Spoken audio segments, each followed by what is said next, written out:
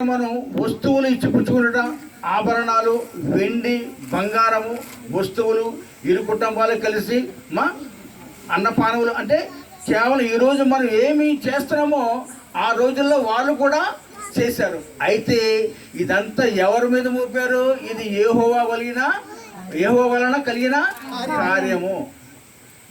ఎవరి మీద? ఇప్పుడు వీళ్ళు సంబంధం కూర్చున్న మరియమ్మ గారిది కాదు గొప్పతనం, మణిబాబు గారిది కాదు, ఇంకొకరు. ఏంటి? దేవుడు యెహోవా వలన కలిగిన కార్యం. అంటే ఆ పాత నిబంధనలోనే వాళ్ళు ఏమంటున్నారు? దేవుని పైన అంటే తండ్రి అయిన దేవుడు కావచ్చు, త్రియేక దేవుడు అన్నా ఆయనే కదా, సైన్యములకు అధిపతివు యెహోవా. మరి ఎలా పిలిచినా అమ్మా ఆయన మీద ఏమంటారు వాళ్ళు? యెహోవా. దేవుని ఏర్పాటు లేనిదే ఈ రోజున మనం ఈ మాటలు మీరు వింటలేదు, నేను చెప్పట్లేదు. ఇదే 24వ తారీఖు గత సంవత్సరం ఎంతో వేడి. కృష్ణయ్య గారు అని అన్నది అనే 4 కూలర్స్ పెడితే బాగుండు కదా అన్నాడు. ఎండాకాలం ఎండలు కాస్తాయి, వర్షాకాలం వర్షాలు పడతాయి కదమ్మా, కాదనలో. అయితే ఆ రోజు యొక్క ఆ వేడి వాతావరణం అయినప్పుడు కూడా వివాహం చాలా గొప్పగా చాలా గ్రాండ్గా జరిగింది. 22, 23, 24 3 రోజులు జరిగింది కదమ్మా.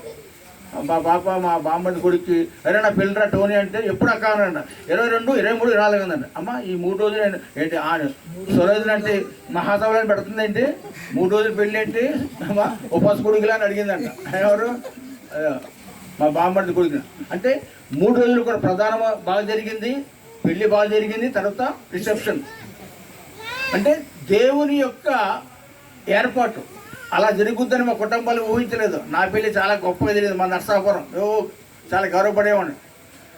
జ్యోత్స్న సురేష్ పెళ్లి ముందు నా పెళ్ళి నథింగ్. ఏంటంటే దేవుని యొక్క కృప. ఏంటంటే జ్యోత్స్న యొక్క తల్లిదండ్రుల ప్రార్థన, అలాగే మన విక్టోరమ్మ గారు, నాకు తెలియదు కానీ నేను విన్నాను పేరు విక్టోరమ్మ గారు, మరి సురేష్ వాళ్ళ తండ్రి గారు, ఆయన పోస్టల్ డిపార్ట్మెంట్, మంచి కుటుంబాలు. ఈ మాట ఏం చెప్తుంటే ఇది యెహోవా వలన కలిగిన కార్యం. అలాగే కీర్తనలు అంటాడు, ఇదే దినం ప్రభు చేసినది కమ్మా పాట ఉంది కదా, ఇదే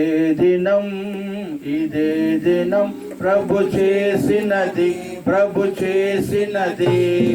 ఉత్సాహించి స్తుతి పాడెదము ఇదే దినం ప్రభు చేసినది ఉత్సాహించి స్తుతి పాడెదము. The Lord has made, the Lord has made. We will rejoice, and we glad in it, आज हो दिन जो प्रभु ने दिया, आशीष और आनंदित हो. आज हो दिन जो प्रभु ने दिया. ఈ పాట మాకు సెమినార్లో అమ్మ మిస్సమ్మగా నేర్పిన పాట అమ్మ. ఈ పాటల్లో 3 భాషల్లో అంటే తెలుగు, ఇంగ్లీష్, హిందీ. మన మణిబాబు గారు కూడా చాలా బాగా పాడతారు. కనుక ఇది యెహోవా చేసిన దినము. కనుక ఇది ఈ రోజుకి ఏంటి? మొదటి వసంతము పూర్తయింది. మరి గత సంవత్సరము 24వ తారీఖున ప్రేమ ఎలా ఉందో ఈ రోజుకి అలాగే ఉండాలి. ఇంకెప్పుడు ముందు కూడా ఆ ప్రేమలో ప్రేమ వాడబారకూడదు. లోకం అంటే బయట ప్రజలు అంటే యేసుక్రీస్తు అంటే తెలియని వారు, వాక్యం తెలియని వారు ఏమంటారంటే పెళ్లి గురించి రకరకాల జోకులు వేస్తూ ఉంటారు. పెళ్లికి ముందు అమ్మాయి ఎలా ఉంటుంది, అబ్బాయి ఎలా ఉంటాడు, పెళ్ళి అయిన తర్వాత అమ్మాయిలాగా అయిపోతుంది, అబ్బాయిలాగా అయిపోతుంది. రకరకాలుగా అంటే కొన్ని 100 జోకులు. పెళ్ళికి ముందు ఏంటండి, పెళ్ళికి ముందు ఎంగేజ్మెంట్ రింగ్ పెడతాడంట. ఏంటి ఎంగేజ్మెంట్ రింగ్? పెళ్లి రోజునంట వెడ్డింగ్ రింగ్ అంట. పెళ్ళి అయిపోయిన తర్వాత సఫరింగ్ అంట.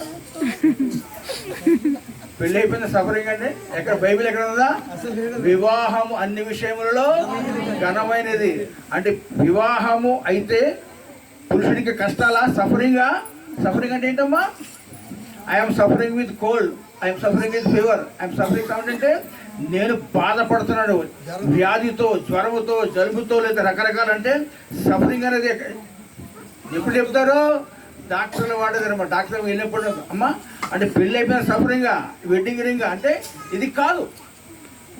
వాక్యం చెప్తుంది, ఏ గ్రంథములో హైందవులో ఎక్కడా లేదంటే marriage is honourable in all, అంటే వివాహము అన్ని విషయంలో ఘనమైనదంట. అంటే ఈ మాట బయట మనం చూస్తాం, పెళ్లి పందిరండి, పెళ్ళి అంటే నూరేళ్ళ పంట తంట అని మనం రకరకాల చూస్తాం. కానీ బయట పెళ్ళిళ్ళకి ఎక్కడా కూడా వివాహము పెళ్ళి ఘనమైనదన్నమాట వింటారు ఎక్కడైనా?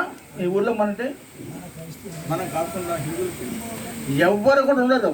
అలాగే మన వివాహ వ్యవస్థ పాస్టర్ గారు గవర్నమెంట్ లైసెన్స్ పొందాడేనా అమ్మా, లైసెన్స్ పొందాడు. మళ్ళీ ఆ డాంజర్ గారిని పట్టుకుని అడ్వకేట్ని పట్టుకుని మళ్ళీ దాన్ని ఏం చేయాలని అమ్మా నానా పాటల నిడదవోలు అక్కడ కోర్టు దగ్గర. అంటే మన వివాహ వ్యవస్థ చాలా గట్టిది, ఎవరిస్తూ తెలియదు, పరిశుద్ధమైనది, హోలీ. ఏ పుస్తకానికి లేదమ్మా. 12,000కు పైగా మత గ్రంథాలలో ఏ గ్రంథానికి కూడా ఇక్కడ